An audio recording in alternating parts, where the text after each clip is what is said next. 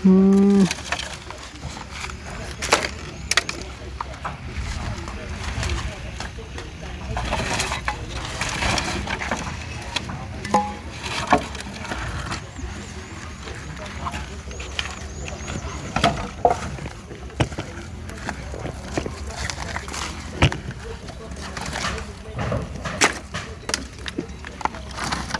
อนเนาะแต่ว่าแดดมันอ่อนแล้วนี่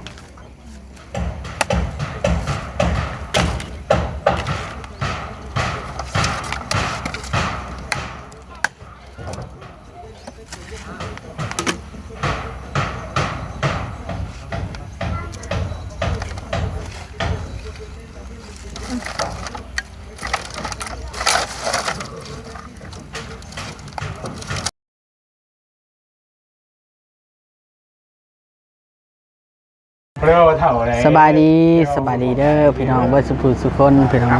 บ่ว่าเรากลับเลยเอาโอเคมื้ออื่นพอกันพอแปดกลับพี่น้องเนาะโอเคเด้อมื้อนี้ก็ได้บริอยู่ที่เฮือนของน้องแต่พี่น้องเนาะมาเช้าห่มกับทีมงานพี่น้องเนาะหมู่ครูที่เธอเอ้ามาน้อยพี่น้องอุ้ยบอยนี่จะน้อยกว่าที่เรียกอีกน้องเปอร์เซ็นต์เนาะยิงน้ำใส่กันผู้เล่นอีกไปสองเนาะนมไปยังเหรอไปยังฮะนมไปยังสูบน้ำโอ้ปลากินเบิดหรือบอกมันเต็มหมดเลยเต็มนี่แหละพี่น้องเนาะจะมาฮอดพอดีเอาสบายดีบ่แซนสบายดีบ่บอสตู้บอยสบายดีใจเผ็ดอันนี้เองก็สบายดีเผ็ดอันนี้กินข้าวยังกันน่ะตามหมูเชียงไข่โอ้ตัวชั้นตู้ถึงท่ออะไรมาใช่พากันมาแต่หาชาวใบคือเงียบแท้บาดหมอเชฟตกใจเลยมาบ่เห็นไผเอาเล่บ่ไปว่าสิเมื่อได้กินนี่ได้พากันมาแต่หาชาวใบได้ลงคลิปไปเลยคือนี่เป็นได้ใช่มั้ยเป็นร้อยพวกเราใครแน่แล้วเราใครแน่แล้วเราดีแล้วกินข้าวอีกแล้วพี่น้องเนาะทางนุ่มมาเทศเวียดแล้วว่าบ่ได้กินข้าวมื้อแล้วอ่ะเอาเลยอ๋อชาวบ้านนะผู้เราเปลี่ยนน้ำบ่ปลามันฮ้อนระวังเป็นนั่นเด้อเนาะไปศึกษาเบิ่งนั้นมัน YouTube บ่ เพิ่นนอนบ่รับได้บาดนี่ยันได้ปลาตายแล้วเป็นได้จากโต๊ะป่าน่ะเวลาเช้าออกเลยนะเอาขึ้นมานะขังไว้แล้วบ่ว่าบ่ได้เบิดแต่ว่าเนาะแล้วว่าหาปิดเบิดขนาดบ่เปลี่ยนน้ำปลาตายบ่เพิ่นว่ามันก็สิตายอยู่แหละตายเจ้าต้องซื้อจักดูดน้ำเอาไว้มาดูดออกมาอีกแล้ววิวนี่น่ะมาอีกแล้วอ่ะมาดนี่รู้สึกดูดีเนาะนี่ได้เบิ่งใช่ว่าที่โธ่จำใส่แล้วแบบมีลมพี่น้องเลยเนาะรู้สึกดูดีว่าเบาลิดบ่ว่าถ่ายได้คลิปข่อยพาเมื่อแต่เว้นนำมื้อนี้อีกแล้วดึกเมื่อนี่มาหมู่ใดกันนี่แล้วเพิ่นสิได้อยู่ผู้เดียวได้มื้อนี้บ่ชลีบ่ได้มาข้าวก่อยกระทายได้ป่ะเนี่ยตามคลิปแหละสิเมื่อแสดงว่าเรามาถึงเติบเนาะยังบ่ได้ตายคลิปลงใช่มั้ยมีแต่ถ่ายไว้โอ้เพิ่นกล้าว่าบ่มีไผมาอยู่แล้วเด้กันถ่ายบ่มีไผมาวันนี้ก็ถือว่าโอเคอยู่เนาะทันบ่วอดได้อยู่ตรงอย่างเดียวเพิ่นคิดกินส้มมากันเนาะข่อยเพิ่นลงแต่ตอนแรกข่อยก็ตื่นเช้าว่าข่อยจะลงอ่ะเพิ่นยังบ่ได้บัดนี้บ่ได้สิมาเบิ่งข่อยบัดนี้เพิ่นยังเดี๋ยวนี้ยังคลิป4-5คลิปนี่แหละคลิปน้องแต่บ่ได้ลงเพิ่นเว้าน่ะว่าเบิ่แล้วลงไปกับมือเพิ่นเบิ่งแล้วเบิ่งนำบ่วัดเบิ่แหละแปลว่าจงไว้ลงมือใหม่ก็มีได้2-3มื้อแล้วบ่เพิ่นถ่ายหลายเพิ่นบ่เห็นบ่จ้อยแฮงน้องตุ๊กยังบ่ได้มื้ออยู่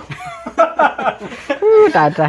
เอาเดี๋ยวค่อยจะไปรีวิวแถวนี้โอเคว่ามันแบบช่วยอะไรก่อนลงบ่ทันมุ่งลงบ่ทันเด้ปล่อยให้ยาผ่านไปก่อนเห็นบ่คลิปบ่จ้อยคลิปนั้นน่ะน้องตุ๊กกำลังสิมาโอ้น้องตุ๊กกลับมาก็ร้องไห้ทันทีแต่น้องตุ๊กบ่ทันได้มื้อเพิ่นก็คุ้มเบิ่งเลยโอ้ตัวจ้อยตัวนี้แม่นว่าจ้อยจังตัวเนาะเบิ่งแล้วแน่เเจ็บตับโอเคไปนั่นก็ได้วันนี้เด้อไปปลุกชาวเทืองก็เด้อมีข่าวดีมาแจ้งกันเพิ่มมื้อนี้แจ้งแต่เช้าชื่อหวดมาให้แล้วชื่อหวดข่าวดีไผพาเห็ดเนาะไผพาเห็ดให้แบบไหนข่าวดีชื่อหวดชื่อก็แจ้งข่าวดีเนาะข่อยยังถึง FC เขียนมาจากข่อยว่านี่ว่าได้บ้านมื้อคืนนี้ข่อยเห็นอยู่เจ้าซื้อของเต็มไม้เต็มมือ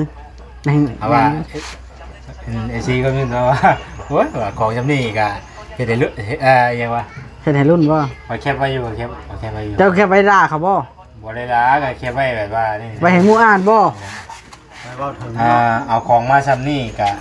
ให้รอรุ่นว่าซั่นนะ ใช่ๆเบิ่งข่อยเบิ่งนี่ เพราะฉะนั้นก็เลยว่ามันตามใจแล้วเอ้าเป็นหยังคือว่ามา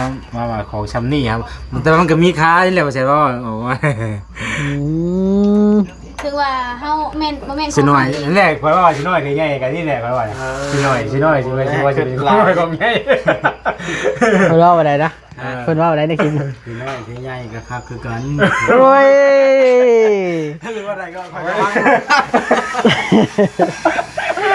หรือว่าใดก็ลืมพังครับ ของน้อยสิน้อยสิหลายเนาะ สิหน่อยสิได้สิหน่อยใหญ่ข่อยว่า มันเกี่ยวกันกันหน่อยกับใหญ่ น้อยเอาคือของน้อยของใหญ่ว่าคู่หมายของมันคือแบบว่าเครื่องของที่เขานำมานะเปรียบเทียบก็คือแบบ ชิ้นน้อยชิ้นใหญ่ ความมันมีคุณค่า เขาใจพิษใจ แล้วมาไปแล้วตั้งกล้องเลย ความมันมีคุณค่าเนาะทางจิตใจพร้อม เอาเป็นไงผู้คนช่วยเป็นไงเพราะว่าสิหน่อยลายกับคนเพิ่น เต็มใจซอ เต็ ย มใจช่วยได้จ้ะเขากับ บ่อยากให้ว่าจังซั่นจังที่ วันนี้เอาหัวมันก็เลยว่าที่เขียนอันนี้นะก็เลยว่ามาอธิบายให้เข้าใจ บ่ได้เดือดติ บ่ได้เดือดแค่อยากเอามาอธิบายบ่ได้ให้ได้เครียดอธิบายอย่าให้เข้าใจ ไปได้ทีมงานแต่ไทยเบิดบ่ได้ทีมงานเจ้าน่ะ วันที่ก็จักไปทางใดวันที่ก็ได้ บ่เห็นบ่ มันก็ บ่ชลีหยุดพักผ่อนบ่มื้อนี้ หาแซ่บหาสาวน้อยมันจะ เออ เอาก็เราถ่ายลงอยู่ข่อยว่าดีๆได้ ชาวน้อยบ่ชื่อแล้วนะ จักสาวแล้วสาวสาวผู้ไทยเลย อยู่ไสอยู่ไส อยู่ทางเราเห็นบ่ แต่ ไปเพิ่นรู้ว่าสู้ว่าสิไปหาอยู่ เออ ถ่ายดาววงก่อน คนเป็นตาช่วยเหลือบ่ ก็มีอยู่แล้ว แปลว่าแบบเพิ่นเป็นหน้าช่วยเหลือบ่หรือว่าใด แม่นเป็นตาหน้าช่วยเหลือนะคือความหมายคือว่ามีครอบครัวนึงน่ะแล้วพาไปสินะ โอ้โดย น้องคนนั้นน่ะพาคนนี้ไปแนะนำอยากให้ซอยคนนี้สินะเอาก็ไปเบิ้งเข้าไปไกลแล้วพาไปคือเก่าแหละ เข้าใจก็คือว่าเขาต้องไปช่วยกันดันในเคสตัวใดตัวหนึ่งเพื่อให้ผู้รักผู้ใหญ่เพิ่นเห็นแม่นบ่ให้บ่บอสไปน้ำอยู่บ่นี่ ก็ไปสิเป็นหยัง ให้ เติมน้ำมันช่วยกันได้ล่ะ แล้วเข้ามานี่แล้วเป็นซ้อนกันไปเบิดเดี๋ยวเรามาชงอีกได้ให้ย่างมาเด้อติ 3,000 เอาช้ำเพื่อแห้งเท่านี้แล้ว โอ้ยซามือแห้งกับเมนดู คนบัดบักใหญ่เนาะ เนาะ คนบัดจนเต็มบ่เอา ไปบ้านนี่ที่มือเติมมือละ200,000นึง เอาเลยเอามันบ่ได้น่ะคือเติมมื้อละหลายแท้ มันเติมลายบ่ได้แล้วมันเงินบ่มี บ่แปลว่าคือเติมมื้อละ2แสนเติมเป็นมื้อไปบ่ใครยังข่อยเปิดใกล้เนาะ จะมาใกล้ดิ เติมใกล้มันเติมร้านหนึ่งเลยนะ เติมร้านหนึงหลายมื้อละได้ จักฉันได้เลย ขี่ไปหาโชคพร้อม บ่ เอาสิ จักฉันได้เฮียบ่เติมขี่รถตัวเองไหม บ่ขี่เลยเดี๋ยวนี้บ่ขี่รถตัวเองเลย ไปคิวจ้างมาคือกัน เป็นไปได้บ่ตุ เป็น มันไกลได้ ไปได้เลย ก็จะไหม้แห้ง เอาอีกแล้ว สบายรถเราได้รถเราขี่บ่ได้อยากโตนหยังไดนี่เพราะว่าเพิ่นล่างดิ แม่แล้วเมื่อไงป้ายรถก็ได้264มาแรงก็จะเอาตัวนี้แหละบอส เจ้าถือเลขว่าเอา มาไอ้แงงบ่ได้ถือข่อยป้างวดเลี้ยว หมดกำลังเนาะ เกือบเนาะ นั่นได้ยินเจ้าว่าเด็กหมา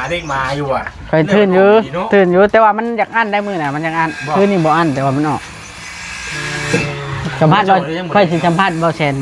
ก็เด้อ จบคลิปแล้วเนาะจะเทินละ เป็นยังไงว่าเขาว่าอธิบายทีเนาะ อธิบายเรื่องไหนเฮาคือบ่ทันได้อธิบายเฮาคือบ่ทันได้อธิบายเรื่องไหนเนาะว่าพื้นคอมเมนต์ว่าบ่อยากให้ประมาทบ่อยากให้หมิ่นเงินหน่อยบ่ให้อยากประมาทตัวนั้นตัวนี้หันนะความหมายนะ ผมมาเลย คือแต่ละคนน่ะผู้รักผู้ใหญ่ เพราะไม่ได้เข้ากับไม่ได้คอยไม่ชวนลายใช่ไหมว่าเสร็จแล้วคอยจับคนไม่มองว่าทำโบดีรอนะ มันได้เรียนรอแล้วบ่นี่ ดีรอได้นี่ เดี๋ยวว่าเฮาก็แล้วแบบผู้รักผู้ใหญ่เพิ่นญาติผู้รักผู้ใหญ่เพิ่นเสียความรู้สึกเนาะเอาต้องปกป้องเพิ่น โอ้ยไม่ได้มาวัดบ่ายเนี่ย ใช่ก็แซน เจ้าเมื่อนี่เจ้าเมื่อรับเอาลูกมาเต้าเพิ่นบ่ บ่ เอ้าแล้วยุดบ่ ลูกแม่เป็นแล้ว อ้าวคือว่าฉันตุ เขาแม่รุ่นเป็นออกมาหาหมอตอนแรงนะ เอารู้จักบ่ เพราะงั้นมันบ่ค่อยอยากขี่ เป็นไง มันเมาแต่ว่ากับพ่อขี่ได้หลายส่วนนี่ก็ว่าเนี่ยฝนตกขี่ระยะจำเป็นนะ รถใหญ่นะเพิ่นบ่ค่อยขี่เลยเจ้าน่ะให้แม่เพิ่นเอามารับเอา คือตอนเช้าข่อยก็มาส่งตอนแรกแม่มันมารับตอน4 โมง แป้งบ่แซน ฮะ ซื้อขอบลายคาร์บอนมาใส่ขอบตามันแป้ง เอาน้ำมันเติมนะก่อน เทิงได้ เนาะ แง่มันแล้วมัน เอาน้ำมันเติมนะก่อนเนาะ รถละครั้ง บ่มันก็มีอยู่ขอบมันน่ะแต่ว่าข่อยบ่อยากข่อยมันก็มีอยู่แต่ว่า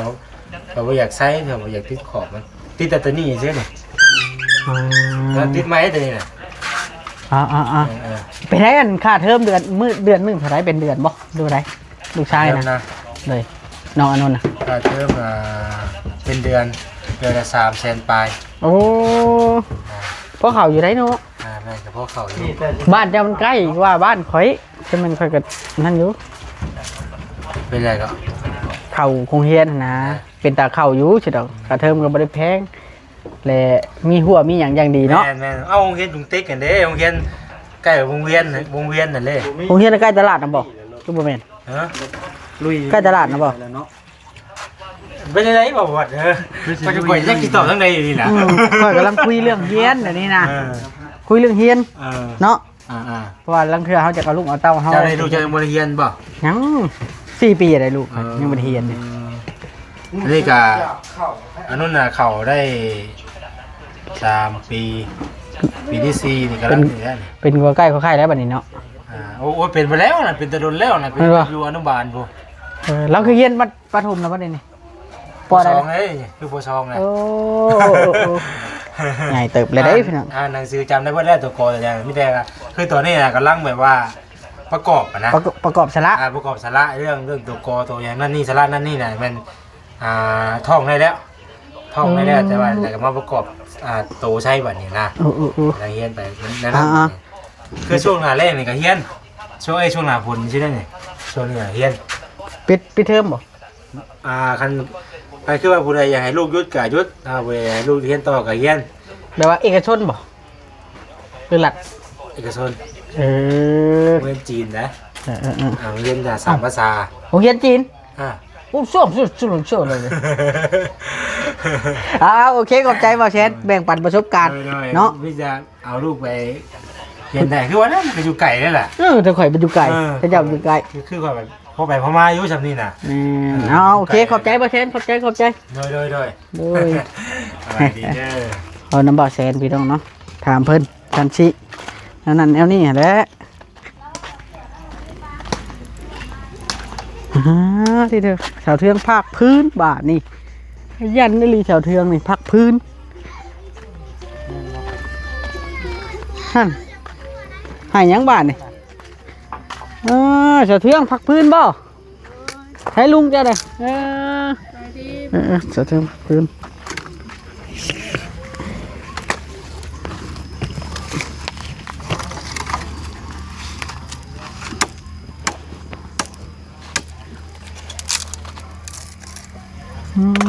ผักพื้นอีก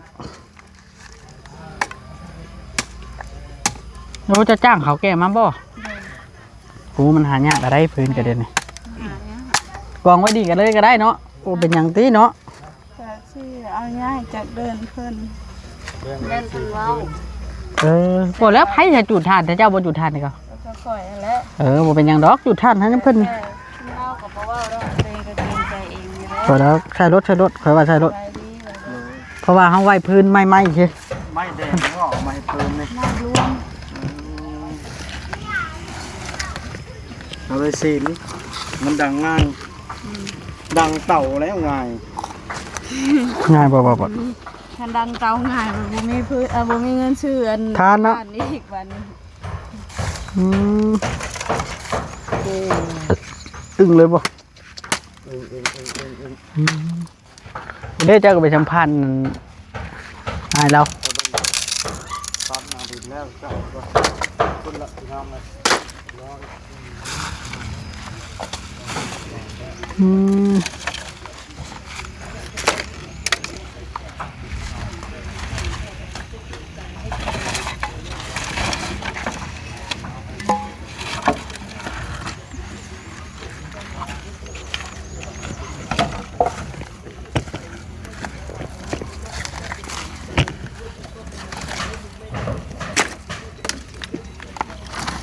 ฮ้อนเนาะแต่ว่าแดดมันอ่อนแล้วนี่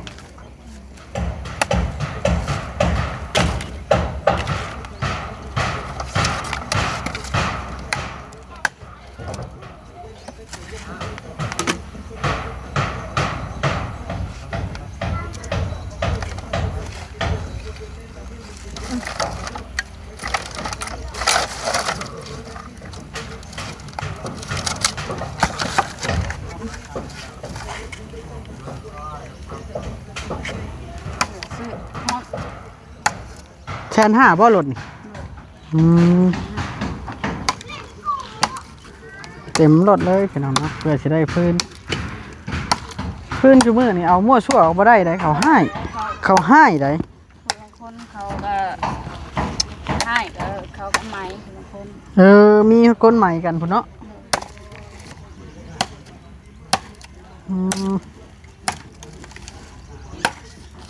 เรือธรรมดาได้พี่น้องเลย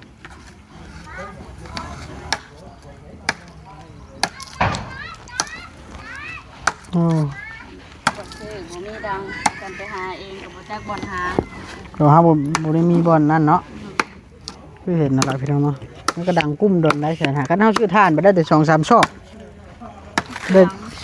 ชื่อท่านได้2-3 ซอกแล้วมันบ่คุ้มค่าบาทพี่น้องเลยมาเบิ่งนะก่อนเราเบิ่งลุงแล้วก่อนบาทนี่เนี่ยเราบ่ได้บอกลิว่าสิให้รางวัลเราแล้วบอกลิว่านะตอนแรกเลยสิให้รางวัลดอกบอกลิว่าเด้เฮ็ดนั่นเด้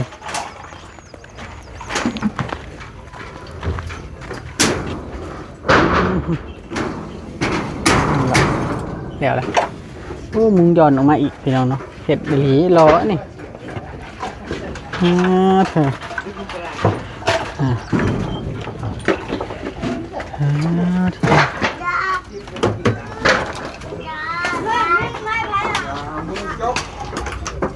เด้อพี่น้องเนาะ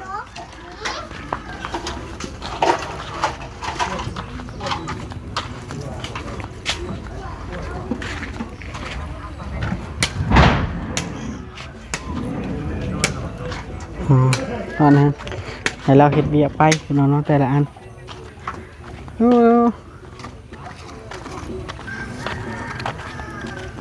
สวยกันดีอีได้พี่น้องเลยแต่ว่าเจ้าฟันแล้วเจ้าสิย้ายออกจากดินครับว่าเจ้าวะเจ้าฟันแล้วย้ายออกบ่ โดย ดินเพิ่นเนาะ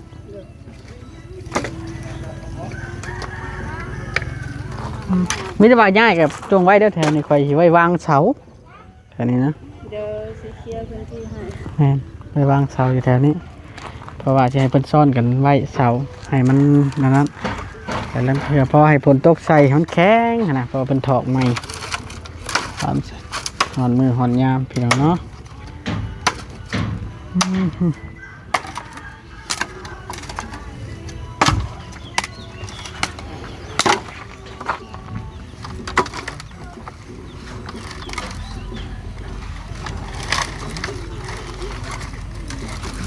ชาวเทืองกับชายันอีหลีได้พี่น้องยังแต่ลุงเราเห็ดนั่นพี่น้องน้องเบาลีว่าสิให้เงินคำกับแก้วเราอยู่บ่ได้เลยซื้อกาแฟอย่าสูบเราก็ค่อยเห็ดไปเราก็บ่ได้มีในเห็ดนะพี่น้องเนาะเอากันเลยให้เราเป็นคนเห็ดเนาะเห็ดอันเดียวนึงดอกพี่น้องค่อยเห็ดไปก็ต่างซอยน้องเราลูกหลานน้องหนึ่งเป็นกระเจ้าสามัคคีกันยังไงผักพื้นไว้ดังเฮ็ดความสะอาดวิธีชีวิตของข้าเจ้าเป็นแบบนี้ได้พี่น้องเลยมีพื้นกับผักพื้นดังมีนั่นมีนี่ก็ซอยกันเฮ็ดพอเท่าลิงนี่เราก็บ่ได้อยู่ซื่อๆได้แต่เก่านะเราไปช่วยไอ้มานไถนาคือยามไถนาก็ได้เนาะท่านไอ้มานก็บ่ดีต่อนั่นแหละพี่น้องเนาะต่างคนต่างหักแพงกันและดีต่อกันนะโอเคบัดนี้พี่น้องเด้อจังได๋ก็อยู่ดีมีแห้งพี่น้องกินนี่ก็2อย่างเลยทั้งคุยเกี่ยวเบาแสนแน่ทั้งมาถ่ายชาวเทืองเฮ็ดอยู่เฮ็ดเปียกแน่พี่น้องเนาะจังได๋ก็อยู่ดีมีแห้งวัดสุขสุขกันคลิปหน้าคลิปในเด้อพี่น้องเด้อติเด้อครอบครัวนี่ก็เบาลิบอกว่านี่ให้เจือนจนแล้วเด้พี่น้องเนาะเจือนลงมาใส่นี่เบาลิบอกให้นะสบายดี